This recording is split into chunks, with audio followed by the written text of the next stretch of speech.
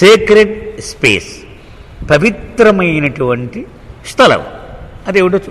When I first came to live at Meherabad I was taken in by the rural beauty of its landscape.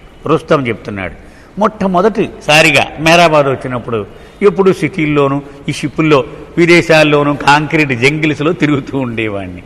ఇక్కడ గ్రామీణ వాతావరణం, ఈ సహజ సౌందర్యం చూసి ముచ్చట పడేవాడిని నేను.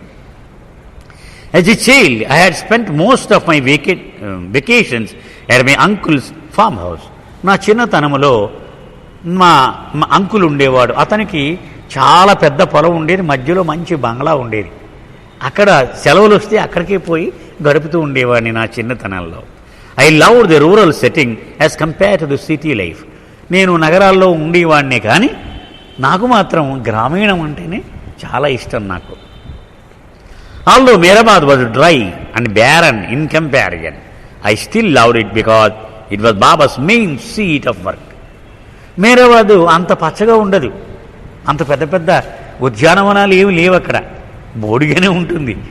అయినా బాబా తన ముఖ్య కేంద్రంగా ఎంచుకున్నాడు కదా ఈ ప్రాంతాన్ని అని నాకెంతో ఇష్టం మెహరాబాద్ అంటే. ఏ Dzire arose in my heart to buy a small piece of land for my own future use. నాలో ఒక చిన్న కోరిక పుట్టింది. ఇలా 2-3 సార్లు వచ్చాను, ఇక్కడ ఏదైనా చిన్న జాగా కొనుక్కుంటే బాగుండు, రేపు పొద్దున్న ఏమో భవిష్యత్తులో ఏమన్నా కట్టుకోవచ్చు కదా అని ఆశ నాలో కలిగింది. At the time I was living at the trust premises at Meherabad. ఆ టైంలో, ఆ సమయంలో, ఈ ఆలోచన వచ్చిన సమయంలో అహ్మద్ నగర్లో ట్రస్ట్ కాంపౌండ్లో అక్కడ నేను పనిచేస్తూ ఉండేది. And the political dynamics of the place made me often wonder whether I too could get thrown out in the future as some residents had been. అక్కడ కొంతమంది రకరకాలైన సమస్యలు సృష్టించేవారు, నాలాగా మకాం ఉన్నాక వెళ్ళిన వాళ్ళు. వీళ్ళని ట్రస్ట్ వాళ్ళు దండం పెట్టి పంపించేసేవారు, మీ ఊరు వెళ్ళి అక్కడ హాయిగా ఉండు, మమ్మల్ని ఇక్కడ పాడు చేయకు, మా బుర్ర తినకు అని పంపించేసేవారు. నాకు అనిపించేది నన్ను కూడా ఓ రోజు పంపించేస్తారేమో, నేను కూడా సామాన్యుడిని కాదు కదా అని అది కూడా అనుకునేవాడిని. Probably this made me feel that having my own land would secure me against leaving Mehrabad if I was forced to leave the trust.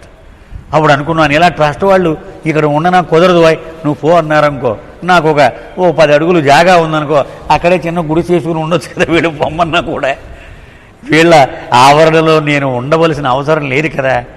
అంతే కదా, నా ఇంట్లో నేనుంటాను, దానికి వాళ్ళని ఎవరిని సమాధానం అడగక్కర్లేదుగా. ట్రస్ట్ కాంపౌండ్లో అయితే వాళ్ళకి సర్వాకులు ఉన్నాయి, లాభం లేదు నువ్వు ఖాళీ చేసేవాయి అని వచ్చేవాడు అని నా మనసులో అనుకుంటూ ఉండేవాడిని. As time passed by I noticed that those who possessed land and built private residences became too preoccupied with its problems, which were manifold.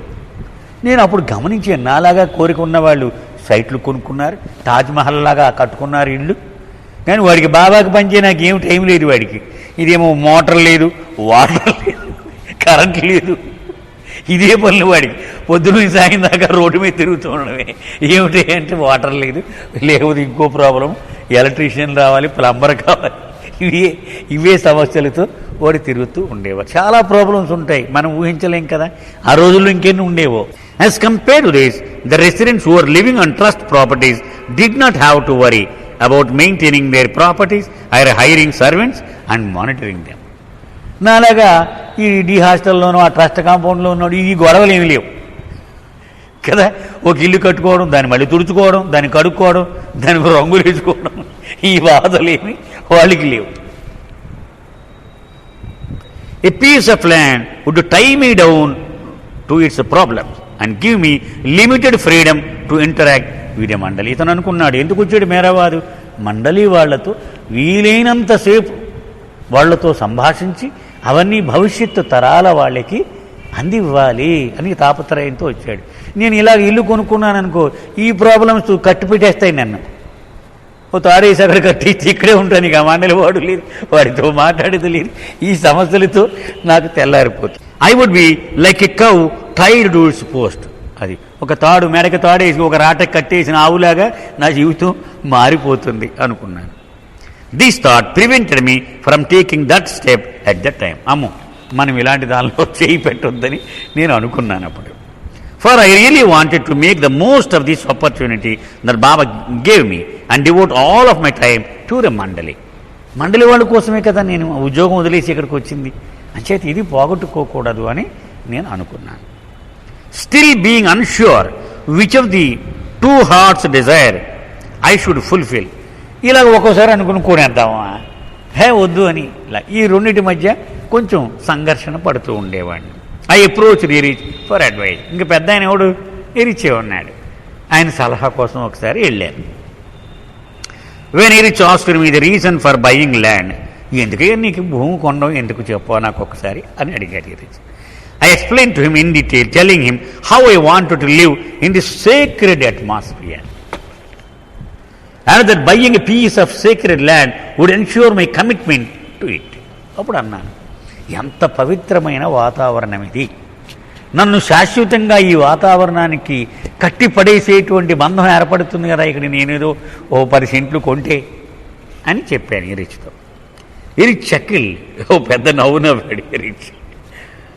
And nodding his head, ఇలా బుర్ర ఊపుతూ ఇలా చెప్పాడు, the only piece of sacred land that really exist is your heart. పవిత్రమైన భూమి పవిత్రమైన భూమి అని 4 సార్లు వాడేవు ఇప్పటికి. అసలు పవిత్రమైన భూమి నీ హృదయం, వేర్ బాబా రియల్లీ డ్వెల్స్. ఎందుకు పవిత్రమైంది అది? బాబా శాశ్వతంగా నీలో మకాం ఉండేది ఆ ప్రాంతంలోనే కదా, అందుకని అది పవిత్రమైనది. All these which you consider sacred, the Samadhi, Meherabad, Meherajat, the Mandali, and even a form which you recognize as Meher Baba is nothing but a dream. నువ్వు చూస్తున్న ఇవన్నీ మేరాబాద్, మేరాజాద్, ఆఖరి సమాధి ఇవన్నీ కూడా కలలోని భాగములే. It does not really exist except in your imagination, in your dream. Baba చెప్పిన ప్రకారం ఇది అంత కళ, స్వప్నావస్థలో మనం ఉన్నాం. ఇవి నిజానికి ఈ కళలో కనిపించేవి యథార్థానికి లేవు, అందులో భాగాలు ఇవన్నీ కూడా కళలో. When your eyes open and you awaken from the dream you will find that all is never existed. సత్యములోకి నీవు ఒక్కసారి కళ్ళు తెరిచిన వెంటనే ఈ దృశ్యములు ఏమి ఉండవు. మనం రోజు చూసేటువంటి ఈ మొత్తము దృశ్యములు మటుమాయమైపోతాయి, అప్పుడు ఏమీ ఉండదు. The reality is that only you and your beloved exist in a state of eternal oneness. సత్యమేమిటి? నీవు ఆరాధిస్తున్నటువంటి నీ ప్రియతముడు ఏకైక సత్యముగా శాశ్వతముగా అస్తిత్వము కలిగి ఉన్నారు. There is nothing else beside this. ఈ సత్యం తప్పితే మిగిలింది ఏమి లేదు అసలు. Remember this at all times, no matter what work you do or where you are. నువ్వు ఎక్కడున్నా ఏ పని చేస్తున్నా ఇది జ్ఞాపకం ఉంచుకో. Do not get enchanted by the dream. మనం ఎరిచి చెప్పుకున్నాం డ్రీమ్ గురించి, గుర్తుందండి? నీవు రాత్రి నిద్ర పట్టిందా అని అడిగాడు రుస్తమని. పట్టింది అన్నాడు. కళ వచ్చిందా అన్నాడు. కళలు వస్తాయా నీకు? సర్వసాధారణంగా వస్తాయి, కానీ రాత్రి రాలేదన్నాడు. కళలు ఎక్కడి నుంచి వస్తాయని అడిగాడు. సబ్కాన్షియస్ మైండ్ అంటే సగం మెలకువ తెచ్చుకున్న మనసు, దాని నుంచి వస్తాయి. పూర్తి నిద్రలోకి ఉంటే మనసు, దాని నుంచి కళలు రావు. సగం మెలకు స్థితిలోకి రాగానే కళలు వస్తాయి. అంటే నీ కళలన్నీ నీ మనసే సృష్టించింది, నిజమేనా అని అడిగాడు. అవునన్నాడు. కానీ ఆ కళ కంటెంట్ ఎంత మాత్రమూ నీ నియంత్రణలో ఉండదు, అవునా కదా? నీ మనసే సృష్టించింది ఆ కళని, కానీ దానిలోని పాత్రలు కానీ దాని నడకని కానీ నీవు ఎంత మాత్రమూ నియంత్రించలేవు. ఆమె కరెక్ట్ అన్నాడు. 100% కరెక్ట్ అన్నాడు. నీ జీవితం కూడా అంతే. ఉదయం లేవగానే నీ సృష్టిని నీవు సృష్టించుకుంటున్నావు, పగలంతా పోషిస్తున్నావు, రాత్రి మళ్ళీ విత్డ్రా చేసుకుంటున్నావు. కానీ దీని మీద నీకు ఎంత మాత్రమూ నియంత్రణ లేదు.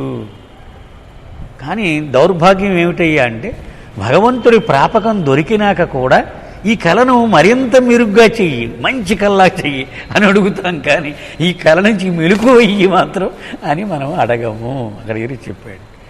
అసలు శాశ్వతమైన పరిష్కారం అంటే పాము తరుగుతూ ఉంది కళ్ళలో, ఆ పాము బంధించేయండి లేదా దాన్ని చంపేయండి అని అడగాలని మనం చూస్తాం. కానీ అసలు మొహం మీద చెంబు నీళ్లు పోస్తే అసలు పాము లేదు, నేను లేదు, ఆ కళే లేదు. అది శాశ్వత పరిష్కారం, అది అడగాలి అనే స్పృహ మనకి ఉండదు. మనం ఏమడుగుతాం భగవంతుడిని?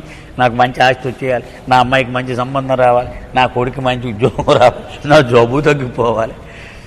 దాని బదులు నాకు మేలుకొలుపు వచ్చేలాగా చేయబోయే అంటే అయిపోయింది కదా, అసలు మొత్తం శాశ్వత పరిష్కారమే అయిపోయింది. అది మాత్రము మనం ఎప్పుడు అడగము అని అందులో చెప్పాడు. అదే విషయం మళ్ళీ ఇక్కడ చెప్తున్నాడు. Do not get enchanted by the dream. ఈ కళను చూసి నువ్వు ఆకర్షణలకు లోనవ్వకు. For that will create attachment. అది మమకారము పెంచుతుంది, నీకు బంధనాలు కలగజేస్తూ ఉంటుంది. మన ఉదాహరణ చూడండి, ఏ కుక్క పెంచని వాడు ఆ పక్క వాళ్ళు కుక్కలు చచ్చిపోతుంటే వాడేం పట్టించుకోడు. కానీ తను పెంచుకున్న కుక్క చచ్చిపోతే ఇంట్లో మనిషి చచ్చిపోయినట్టే. వాడు ప్రతివాడు కూడా బాధపడతాడు, అనవసరంగా పంచుకున్నాను పుట్టిన పిల్లల్ని ఎలాగా నేను మమకారం పెంచుకోవాలి, దీన్ని కొత్తగా ఒక బంధనం పెట్టుకున్నాను, దానికి ఇబ్బంది కలిగితే నా హృదయం గిలగిల్లాడుతోంది. అంతే కదా, అదే మమకారం అంటే. అలాగూ నీవు ఆ ఆకర్షణలకు నువ్వు బద్ధుడు అయిపోతే మమకారములు పెంచుకుంటావు. Which in turn will make you get involved and you will get caught in the dream. ఇంకా లోతుగా ఈ కళలో మునిగిపోతావు నువ్వు. You will start believing in a goodness of the dream. అది మంచి కళ అండి, మంచి కళ అది అంటే ఆ మంచి జీవితం, సబాష్ అలా ఉండాలి అంటే కళ బాగుండాలి అనే తాపత్రయం. And you will get preoccupied with the process of making the dream better. నీ తాపత్రయం, నీ అలసట అంతా కూడా ఈ కళను మరింత అందంగా మెరుగ్గా తీర్చిదిద్దుదామని. మనం డబ్బు కోసం సంపాదన అంతేగా, ఇంకా డబ్బులు ఇస్తే ఇంకా పెద్ద మేడ కట్టవచ్చు, ఇంకా పెద్ద కారు కొనవచ్చు, ఇంకా పెద్ద సదుపాయాలు చేయొచ్చు. These can become a distraction from the real goal which is to awaken from the dream. ఇలాగ నీవు ఈ తాపత్రయంలో పడిపోతే నీ గమ్యం ఏంటది? ఈ శాశ్వతముగా ఈ కళ నుండి మేలుకొనడం, దాని నుంచి దూరం అయిపోతావు నువ్వు. The so called sacred land is the biggest illusion.